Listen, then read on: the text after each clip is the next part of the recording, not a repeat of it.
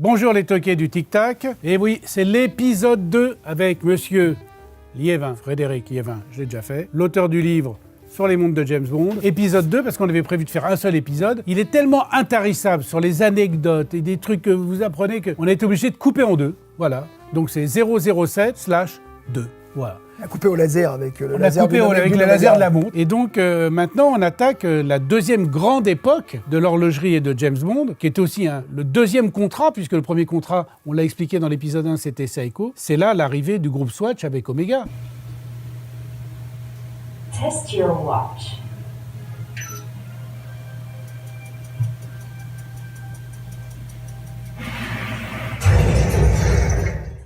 Et là, c'est Brosnan qui ouvre la marque. Absolument. Déjà, quand on est en 95, sort GoldenEye, ça fait 6 ans qu'il n'y a pas eu de James Bond. À l'époque, il n'y a pas Internet, on pense que James Bond n'existera plus, qu'il n'y en aura plus. En fait, donc, en 95, c'est Pierce Brosnan, pour qui c'était très important, parce qu'il avait été choisi en 86 pour raison de contrat, ils l'ont finalement pas pris, ils ont pris Dalton. Après, il y a eu plein de problèmes de droit, donc en fait, 6 ans d'absence. Et là, on arrive avec un Brosnan extraordinaire, un film révolutionnaire, GoldenEye. On est après la guerre froide, donc là, on est plutôt dans les mythes de la mafia, etc., et d'autres enjeux liés plutôt au contexte mafieux plus que le contexte Est-Ouest. C'est l'arrivée d'Omega en force.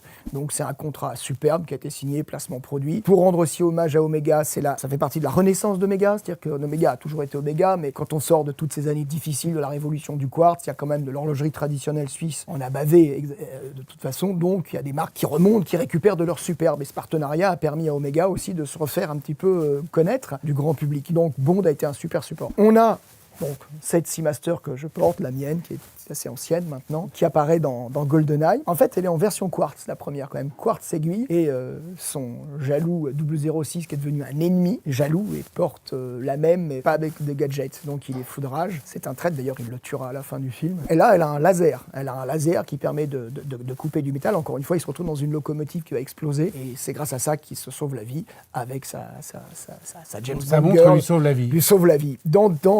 Après, dans Demain ne meurt jamais, on est en 97, qui est pour moi le meilleur James Bond de Pierce Brosnan.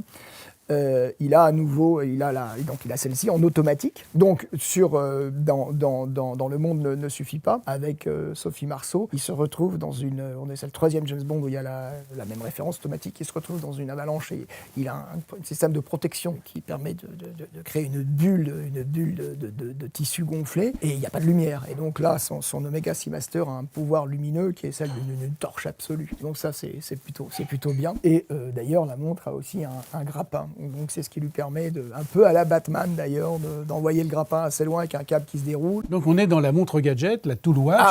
La Tool Watch gadget. C'est-à-dire qu'Omega pousse le côté Bond à fond. Alors là on est en accord avec la prod alors. En accord avec la prod, on est à fond dans les gadgets. On est revenu finalement à l'époque Roger Moore en termes de gadgets, c'est la totale. Et Omega, qui a ses lettres de noblesse, comme le fut Rolex en son temps, mais c'est une façon de rappeler aussi qu'Omega dans les années 50 avait des contrats avec la Royal Navy, avait des montres qui étaient présentes au poignet de militaires d'un certain rang, des capitaines, etc. Et précisons que Bond est capitaine de frégate. Commandeur, c'est capitaine de frégate. Il est de la marine, détaché au service secret. Donc c'est normal qu'il porte une Omega. C'est vraiment non seulement la Seamaster, elle s'est imposée, mais elle est devenue pour moi la cousine germaine et la digne successeur de la Submariner, incontestablement. Aujourd'hui, ce sont deux montres magnifiques. L'Omega est superbe, elle a bien vieilli, elle a après évolué, comme toutes les montres évoluent. Et donc à partir dans Die Another Day, le dernier Bond de Brosnan, malheureusement il a été remercié après, il porte à nouveau une Seamaster avec encore une fois un laser qui va lui permettre de se sortir de situations litigieuses. Et à partir de 2002, il faut quand même le noter, il y a eu un partenariat avec Swatch, parce que Swatch Group possède Omega, et donc Swatch a commémoré... Évidemment. Avec un tel contrat, ils ont essayé de faire entrer une deuxième marque dans les films. Alors, c'est-à-dire que Swatch n'était pas présent dans les films, mais Swatch a honoré l'existence de Bond pour les 40 ans de la saga en 2002, avec le 20e film. Ils ont fait 20 films, 20 montres. Une montre symbolisant chaque film. C'était une très belle opération, des montres très intéressantes. Ensuite, en 2008, au moment de la sortie de Quantum of Solace, c'est ça, c'est-à-dire qu'à partir après Casino Royale, ils ont eu l'idée de faire 21 films, 21 méchants, 21 montres qui représentent les 21 méchants. Des collections complètes de Swatch. Des collections complètes de Swatch, illustrant soit les films, soit les méchants. Ça, c'est quoi, là, cette Et Swatch-là plus récemment, puisqu'on veut parler de Swatch, plus récemment, par rapport à l'opération No Time to Die, qui s'est échelonnée sur 2 ans à cause de la Covid, toujours une histoire de virus, et No Time to Die, c'est une histoire de virus. Ils ont sorti, ça c'est ma préférée, donc je laisse, ils ont sorti, alors je vous explique avant de vous la montrer, ils ont sorti, ils se sont dit, voilà, il y a 6 acteurs, pour James Bond. On va prendre une montre par acteur. Mais pourquoi ? Ils se sont dit, on va d'abord choisir un film, puisque chaque acteur a plusieurs films. Entre Connery et Moore, ils en ont chacun 6, 7. Il faut choisir le film. Donc, délibérément, ils ont fait un choix. C'était plutôt pas mal. Et ils se sont dit, on va reprendre... L'idée, c'était de reprendre le graphisme de chaque générique d'un film par acteur. Les génériques qui sont devenus tous classiques, d'ailleurs. Classique. Et si vous voulez là, un truc très important à vous dire, ça, c'est la Dr. No. Moi, c'est ma préférée. C'est la mienne. C'est une montre extraordinaire. Et quand vous voyez tout ce graphisme-là, ça reprend rigoureusement les premières notes graphiques, visuelles, de Dr. No, du générique de Dr. No. Et je précise que les premières images du générique de No Time to Die reprennent ça à nouveau, puisque No Time to Die est un film de nostalgie, en fait, et d'hommage à plein de choses du passé. Et il y a 007 sur le passant, je crois. Et il y a le logo 007, bien sûr, puisque... Avec le petit pistolet sur le 7. Sous la licence, c'est la licence 007 acquise par Swatch, Swatch étant quand même propriétaire d'Omega, donc c'est tout un partenariat global de bonne aloi. Mais c'est vrai qu'elle est sympa. Hein. Voilà. Et je dois préciser pour Swatch aussi, c'est que, donc, 6 acteurs, 6 montres pour 6 génériques, graphisme. Il y a eu 5 autres montres formidables. Donc ils ont choisi Le Monde ne suffit pas, Casino Royale, Au service secret de Sa Majesté parce que la Zambie n'en a fait qu'un seul, donc il n'y avait pas beaucoup de choix. Swatch a fait un truc exceptionnel. Il y a donc maintenant là, le packaging, il est bluffant là. Bluffant, vous voyez, marqué Q. C'est comme un petit ordinateur. Vous avez un petit ordinateur qui s'ouvre avec le clavier. Et en fait, c'est la première fois effectivement que dans un James Bond, une Swatch est portée et pas par n'importe qui, par Q. Donc ça, c'est la Swatch de Q, portée par Q, quand vous pourrez faire certains arrêts sur image. C'est une skin, c'est une skin de 42 mm. Elle est très fine, oui. Voilà, squelette à la fois très moderne et très classique. Elle est chouette. Hein. Elle est chouette. Alors, ce qu'il faut savoir, c'est que c'est la vraie première version avec les aiguilles rouge-orangé et le cylindre ici rouge-orangé. Parce qu'il y a une Swatch Q2 qui est sortie, parce que l'histoire du Covid a fait que ça a tellement duré longtemps qu'ils se sont dit il faut continuer à la faire, mais on va changer la couleur. Donc il y a des Swatch collector aussi. Voilà, celle-là vraiment est une énorme collector parce qu'elle est introuvable maintenant, elle est strictement introuvable. Celle qu'on trouve encore, c'est la même, mais avec les aiguilles bleues et puis le cylindre bleu et le bracelet à l'intérieur est tout rouge sur la nouvelle avec les aiguilles bleues. Ça reste un monde de Q. Mais Q la porte dans le film ? Il la porte dans le film. Donc Swatch est portée voilà, dans James Bond. Elle est portée par Q et c'est très important parce que Q est quand même un des personnages clés autour de James Bond. Donc c'est une montre que j'adore. Je trouve que Swatch fait des choses exceptionnelles. Il est vrai que Swatch fait des choses exceptionnelles et parmi les choses exceptionnelles que fait Swatch, c'est qu'ils sont parfois, assez souvent, partenaires de nos émissions. Ce n'est pas le cas sur celle-ci. C'est te dire s'ils font des choses exceptionnelles. Exceptionnelles. Mais à partir du moment où on parle des montres de James Bond, c'est clair que Q portant une montre, c'est dans le James Bond. Et avec les hommages qu'ils ont fait en 2002 et 2008, on ne peut pas ne pas l'évoquer. C'est quand même important. Revenons sur Omega alors. Omega, fabuleux, parce que Brosnan, termine avec sa Seamaster, celle-ci dans Die Another Day, mais quand Casino Royale arrive, avec Daniel Craig, en 2006, là, il y a plusieurs montres. Là, c'est l'époque où on revient aux grosses montres, aux montres de plus de 42-43 mm assez épaisses. Il porte une Seamaster Planète Océan 45,5 mm sur bracelet résine, lors des scènes de combat au début. Et puis après, tout au long du film, il porte finalement cette Seamaster-là, mais l'évolution de 2006, où là, il y avait les index cerclés, toujours le fameux cerclage quand on modernise les montres. Il y avait surtout un nouveau mouvement coaxial. Il rend un peu hommage à Brosnan, il porte la même montre, mais le coaxial plus les index cerclés avait donné une petite note de modernité, et puis c'était révolutionnaire, le coaxial chez Bien sûr, chez Omega. Un calibre exceptionnel, avec des qualités chronométriques qui sont tout à fait remarquables. Et sur des révisions moins fréquentes à faire. Après, donc il y a eu énormément de communication. Alors les montres, à l'époque, Casino Royale n'avaient pas de gadgets, mais elles sont plus statutaires et fonctionnelles. C'est vrai qu'on les voit beaucoup à son poignet, on les remarque. Il y a des campagnes de pub aussi. Des campagnes de pub énormes. énorme, un partenariat, parce qu'il y avait déjà eu tout le passé avec Pierce Brosnan. Pierce Brosnan lui-même était aussi sous contrat avec Omega à titre personnel, c'est-à-dire qu'il n'était pas obligé de s'afficher en James Bond, mais en Pierce Brosnan. Craig a fait la même chose. Donc là, on est vraiment dans une ère Omega, un partenariat magnifique, et qui est, comme je le dis, pour moi, ce n'est pas... Bien sûr que c'est du marketing, la vie c'est ça, il y a des échanges, c'est de l'argent, tout ça, ça a des coûts, mais c'est avant tout une réalité, c'est avant tout un hommage à la quintessence de ce qu'est le commandeur Bond, capitaine de frégate, avec des montres fonctionnelles. Et compte tenu du passé d'Omega, depuis longtemps, c'était totalement légitime et totalement crédible. Ça fait pas justement placement produit, c'est un placement produit, mais c'est tout à fait normal, parce que c'est des montres extraordinaires. Des placements produits intelligents, qui correspondent absolument au cahier des charges. Et Craig, à ce moment-là, lui collectionnait les montres vintage. Donc il avait une passion pour les Rolex vintage qu'il portait souvent, mais une passion pour les Omega. Il faut savoir que lorsqu'il s'est pointé au casting de Casino Royale, à cette époque-là, en 2005, il portait une Omega vintage qu'il avait déjà, à laquelle il est très attaché. Là, on est des années avant. À un moment donné, il s'est aussi passionné pour le vintage Omega, et donc il a commencé à avoir des vintage Omega exceptionnels. À partir de Quantum of Solace, il a une Planète Océan 42 mm sur bracelet acier, il n'a pas de gadget, on la voit beaucoup, il ne porte que cette montre, ça se passe très bien, c'est magnifique, grande campagne de communication. Quand on est dans Skyfall, il faut savoir que Craig a toujours eu une petite préférence pour les montres de taille normale, on veut dire. Craig, en fait, n'est pas un passionné des très grosses montres. 45-5, tout ça, ça lui plaît pas trop, il aime bien les montres plutôt légère, plutôt facile à porter, maximum 42 mm. Et là, il porte une Seamaster normale, 38,5 mm, plus petite dans Skyfall. Alors, au tout début, il a la Planète Océan 42 mm, au tout début dans la séquence pré-générique. Mais ce qu'on ne sait pas, c'est que la version qu'il porte en 2012, on croit que c'est la version acier qui était dans le commerce. Lui, non, il avait, à titre personnel, déjà une version titane, parce que plus légère et plus facile à porter. C'est une titane qu'il porte dans le film, alors que la promotion totale de cette montre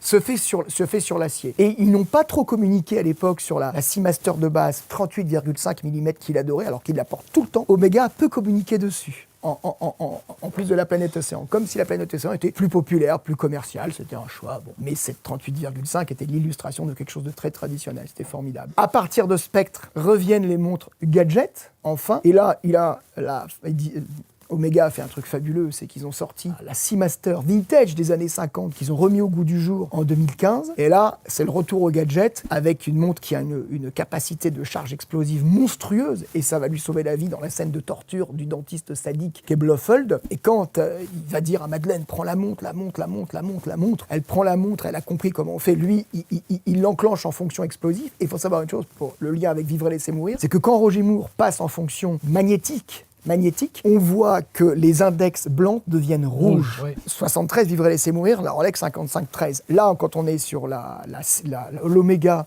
Seamaster Vintage 41 mm, montre exceptionnelle avec le fameux NATO gris et noir, qui aujourd'hui est légendaire, mythique, est une institution dans le NATO. On appelle le NATO Bond. Il y a aussi le NATO d'Opération Tonnerre, qui en fait n'est pas un NATO, mais après, on déforme tout ça. Cette Seamaster... Et là, il passe en rouge aussi Il passe en rouge en 2015 pour passer en mode explosif. Donc il est mal, il est torturé, il fait sa petite magouille tout seul derrière pendant que Blofeld le regarde. Il y a Madeleine qui est là pour l'embrasser, et en fait, il lui dit la montre, il arrive juste à tourner la fonction de la lunette qui va transformer les index blanc en rouge, et là c'est en mode explosif, donc on jette la montre loin et après tout explose, donc c'est exceptionnel. Donc il y a le petit clin d'œil à Vivre et laisser mourir et à la fonction, et Omega joue un rôle fabuleux. On revient au gadget, à quelque chose de plus intéressant. Anecdote très importante, c'est que quand même au début de Spectre, il ne porte pas cette légendaire, maintenant devenue mythique, Seamaster Vintage qu'il a pendant tout le film. Il a une Seamaster normale 41 mm, je dirais un peu de ville et de plongée, classique, qu'il a au moment où il va faire sauter l'immeuble à Mexico. Et troisième anecdote très importante, dont on parle peu aussi, c'est qu'à la toute fin du film, quand il part avec Madeleine dans l'Aston Martin DB5, c'est sur 2 voire 3 plans grand maximum, c'est la fin du film. Finalement, elle le rejoint, ce qui va expliquer leur histoire d'amour. Il a au poignet un chronographe vintage magnifique de 1965, au poignet, donc bracelet cuir, qui est vraiment un peu, on pourrait dire, pas une Speedmaster, parce que c'est un chronographe classique avec un calibre dont j'ai oublié la référence, qui est extraordinaire. Et c'était sa demande à lui, c'est la passion. Parce que lui, il adore les montres vintage. Il adore les montres vintage, c'est sa passion. Craig est un côté très vintage, donc c'est vraiment un collectionneur de montres, d'Omega vintage, de Rolex, etc. Mais là, il est vraiment à fond dans Omega maintenant. Parce que bon, pour la petite histoire, quand il faisait la promotion de Quantum of Solace, ça lui était un peu reproché. Il était plus dans le film, il ne portait que des Rolex, quoi. Daytona, Milgauss et tout. C'est pas très cool, quoi. Bon, mais en fait, il aimait tout. Parce que c'est un collectionneur de montres. C'est un collectionneur de montres, et puis au moment de sortie de Spectre, il est allé visiter les usines Omega, il a participé à tout, puis il a travaillé sur le dessin de la dernière. Donc quand on est dans No Time to Die, donc c'est-à-dire celle-ci, Craig a participé à la création du design. Qui est la montre personnelle de Jean Lassossois, je te signale. Qui est la montre personnelle qui nous l'a prêté pour cet épisode.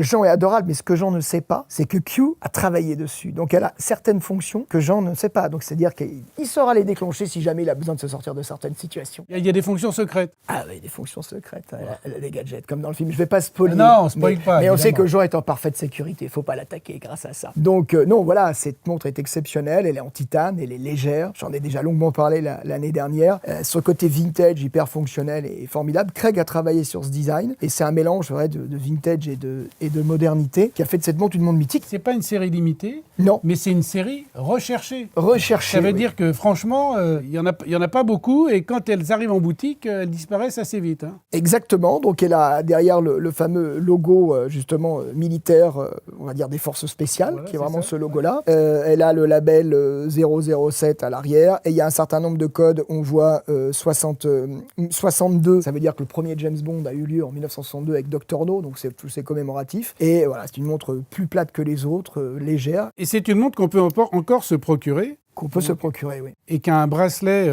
en maille qui est tout à fait confortable au porté, Absolument. avec une déployante tout à fait sympa, une D'ailleurs, lunette tournante unidirectionnelle, Voilà. évidemment. D'ailleurs, j'ai un porte-clés Omega qui est en fait une partie du bracelet en titane. Ils ont repris le bracelet.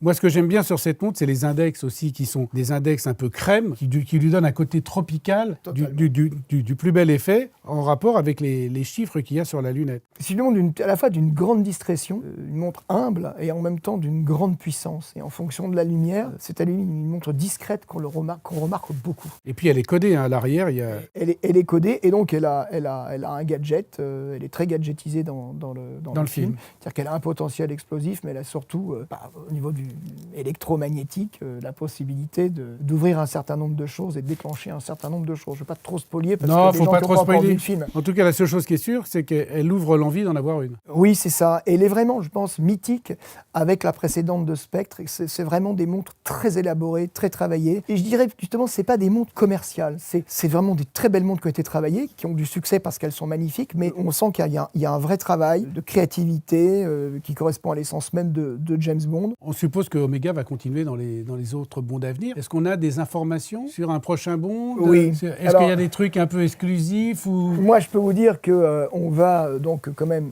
fin de l'année 2022, on va commémorer les 60 ans de la saga, ce qui est énorme. À ce moment-là, on saura quel est le nom du nouvel acteur. Personnellement, je pense que ça va être Henry Cavill. Je vous fais un scoop, c'est mon avis personnel. Après, ça peut ne pas être lui, ça peut être un autre. Mais je pense que ça va être Henry Cavill. Alors, si jamais c'est Henry Cavill, on lui mettra une petite médaille. Hein. Moi, je pense que c'est fin 2022. Oui, les 60 ans, c'est le 5 octobre que sortait Dr. No. 60 Moi, je ans.